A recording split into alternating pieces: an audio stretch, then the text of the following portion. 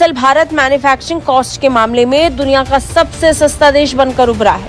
अब तक दुनिया की फैक्ट्री के तौर पर मशहूर चीन नंबर 1 पर काबिज था, लेकिन अब भारत ने चीन को पछाड़ते हुए नंबर 1 का स्थान अपने नाम कर लिया है। मैन्युफैक्चरिंग कॉस्ट के मामले में अब चीन नहीं बल्कि भारत नंबर 1 है। भी आपको एक बड़ी न्यूज दूं, इंडिया की इकोनॉमी जो है इस टाइम 5 ट्रिलियन से भी ऊपर चली गई हुई है मैडम, यानी कि वो दुनिया की तीसरी बड़ी इकोनॉमी बनने वाले हैं।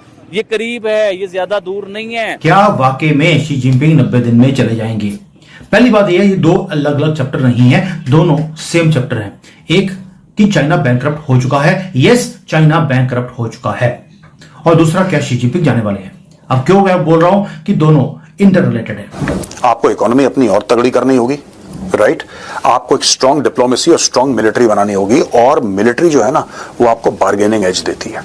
जब आप डिप्लोमेसी करते हो, एक बात ध्यान रखना, डिप्लोमेसी में अगर डिप्लोमेसी आगे चल रही है कहीं पे, डॉक्टर जयशंकर चल रहे हैं, तो इसमें उनको यह पता है कि हमारी मिलिट्री सॉलिड है, हमारी इकोनॉमी सॉलिड है, उससे डॉक्टर जयशंकर का काम आसान हो जाएगा। जो है ना मुहिम चलाई थी अपनी कंट्री के बीच में कि हम मेड इन इंडिया के ऊपर काम करेंगे, यानी कि उनकी वर्किंग ये थी कि हम दुनिया में चाहे वक्ती तौर पे हम पीछे नजर आए, लोगों को उन्हें नजर आए कि हम टेक्नोलॉजी में बहुत पीछे हैं, लेकिन हम लोगों की मदद नहीं लेंगे। हम अमेरिका का तरला मिन्नत नहीं करेंगे, हम फ्रांस का तरला मिन्नत नहीं करेंगे, हम यूरोप का तरला मिन्नत नहीं करेंगे, हम चाइना की तरला मिन्नत नहीं करेंगे, हम टेक्नोलॉजी अपनी बनाएंगे। ये आंखें दिखाते हैं ना, कभी भारत को, कभी ये वियतनाम को, कंबोडिया को, हर को इनको आइलैंड चाहिए। क्यों चाहिए? नॉट कि इन्होंने वहां पर अपनी शिप्स खड़ी करनी है, इनको वो सारे आइलैंड्स इसलिए चाहिए होते हैं कि इन्होंने वहां पर खेती करवानी है, खेती कर अपनी कंट्री के लोगों को इन्होंने फीड करना है, वहां से फिशिंग करनी है, फिशिंग कर ये अपने लोगों को फीड करेंगे। उनकी टेंशन बढ़ाने के लिए भारत ने व्यापारिक स्तर पर एक और बाजी मार ली है। दरअसल इस बार भारत नंबर 1 मैन्युफैक्चरिंग इंडस्ट्री में बना है। वही मैन्युफैक्चरिंग इंडस्ट्री जिसे लेकर अब से कुछ साल पहले तक भारत को कोसा जाता था, उसी इंडस्ट्री में अब भारत टॉप पर है। आपने कुछ अर्सा पहले एक रिपोर्ट देखी होगी जिसमें ये बताया गया था कि भारत ने चाइना से अपने जो लैपटॉप वो खरीदता था, कह लेंगे जो इंपोर्ट करता था, और साथ में आईपैड वगैरह यानी कि टेक्नोलॉजी इंपोर्ट करता था, उसको बैन कर दिया, और काफी कह लेंगे नुकसान भी हुआ चाइना का। उसने कहा कि हम ये लोकली मैन्युफैक्चर करेंगे, और स्पेशली अगर देखा जाए तो अपने लोकल वेंडर्स को बहुत ज्यादा प्रॉफिट प्रोवाइड करेंगे, या कह लेंगे उनका ख्याल रखेंगे। इसके बारे में क्या कहना चाहते हैं कि एशियन टाइगर यानी कि भारत जो दुनिया पर छाया हुआ है, जहां पर लोग कह लें कि हर किसी की जुबान पर पहली बात भारत की ही आती है कि भारत में ये चीज इतने की मिलती है, और चीपर कंट्री भी है विजिट करने के लिए। जी मैडम, आपने बड़ा अच्छा सवाल किया है। देखिए आज से 20 साल 30 साल आप पीछे चले जाते हैं तो उस टाइम सुनने में आता था कि पाकिस्तान एशियन टाइगर है, और एशियन टाइगर या बन जाएगा, या पाकिस्तान बड़ी स्पीड में उस टाइम ग्रो कर रहा था। लेकिन अब देखें एक टाइम ऐसा आया है कि इंडिया जो है वो एशियन टाइगर बन चुका है। एशियन टाइगर किस बेस पे बनते हैं वो आपके सवाल को मैं बीच में लेके आता हूँ। देखिए अभी आपने कहा कि चाइना के जो लैपटॉप थे वो इंडिया ने, भारत ने उसे बैन किया, इस बेस को लेके कि हम लोग अपना ही प्रोडक्ट बनाएंगे, हम अपना लैपटॉप बनाएंगे। अच्छा, इस चीज को भी आप अब साइड पे कीजिए। आज से आप चंद साल, 10 साल, 20 साल, 30 साल पीछे आप जब जाते हैं ना मैडम, तो आप इंडिया के न्यूज निकाल के देखिए, और जब से प्राइम मिनिस्टर नरेंद्र मोदी साहब की गवर्नमेंट आई है, आप 10 इयर्स पीछे चले जाइए, उसमें आप अखबारात में पढ़ें, मोदी जी के इंटरव्यूज आप निकालें। मोदी जी का सबसे बड़ा उन्होंने एक जो है ना मुहिम चलाई थी अपनी कंट्री के बीच में कि हम मेड इन इंडिया के ऊपर काम करेंगे, यानी कि उनकी वर्किंग ये थी कि हम दुनिया में चाहे वक्ती तौर पे हम पीछे नजर आए, लोगों को उन्हें नजर आए कि हम टेक्नोलॉजी में बहुत पीछे हैं, लेकिन हम लोगों की मदद नहीं लेंगे। हम अमेरिका का तरला मिन्नत नहीं करेंगे, हम फ्रांस का तरला मिन्नत नहीं करेंगे, हम यूरोप का तरला मिन्नत नहीं करेंगे, हम चाइना की तरला मिन्नत नहीं करेंगे, हम टेक्नोलॉजी अपनी बनाएंगे, चाहे वक्ती तौर पे हम कितना पीछे चले जाएं। तो देखने को भी यही मिला।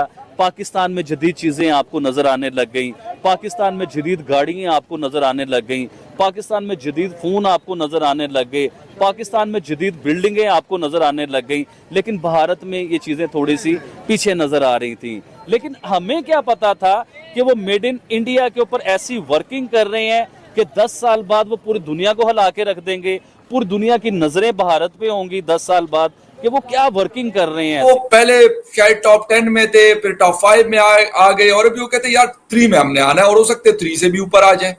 लेकिन हम क्या सोच रहे हैं? हम यही सोचते हैं कि यार IMF से नेक्स्ट जो प्रोग्राम होगा वो कर्ज कैसे लेंगे, वो सारा कुछ कैसे होगा।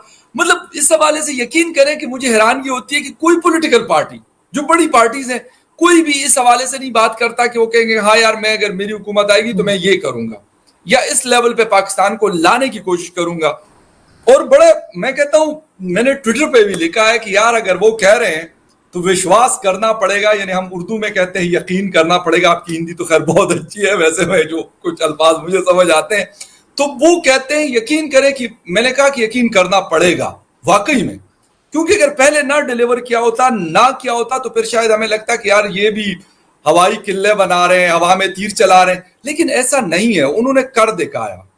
वो कुछ लोग कहते हैं ना उनके हिंदुस्तान के, बल्कि कुछ नहीं बहुत सारे लोग कहते हैं मोदी है तो मुमकिन है, क्या कहेंगी कि दूसरी तरफ हमारे यहाँ भी 2-3 महीने के बाद इलेक्शन है, लेकिन किसी पॉलिटिकल पार्टीज को हमने ये नहीं सुना कि भाई हम IMF से निकलेंगे, हम अपने पांव पे खड़े होंगे, भाई हम ये उदार वाला जो कशकोल लेके पूरी दुनिया में फिरते हैं ये हमें खत्म करना पड़ेगा, ये सारी चीजें करनी पड़ेगी। इसकी पाकिस्तानी जो लीडर्स हैं या पॉलिटिशियंस हैं, लीडर्स कम और पॉलिटिशियन ज्यादा, वो क्यों नजर नहीं आते इस तरह की बात करते हुए और इस तरह का दावा करते हुए, दावे से अपने सीने पे हाथ रख के, और वो क्यों ये नहीं कहते कि भाई मैं आपको करके दिखाऊंगा, क्योंकि उनको अपने ऊपर शायद इतबार नहीं। हमें देखने में लगता है कि चाइना बहुत सस्ता है, चाइना जो है ना बहुत सस्ता है, चाइना में तो लोग बड़े खुशहाल होंगे, उधर चीजें उन्हें बड़ी सस्ती मिलती होंगी।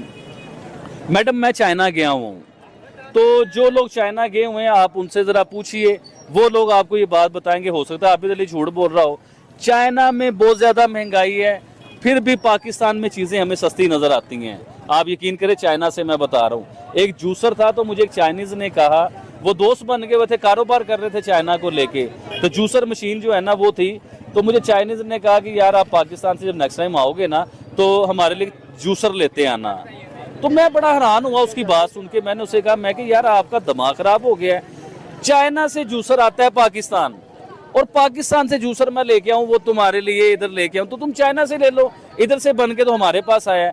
उसने कहा भाईजान आपके उधर जूसर कितने का? मैंने उसे कहा जी 6,000 से लेके 15,000 रुपए तक जूसर मिल जाता है। उसने कहा 20,000 से लेके 30,000 रुपए तक का जूसर है, वो इधर चाइना के बीच में।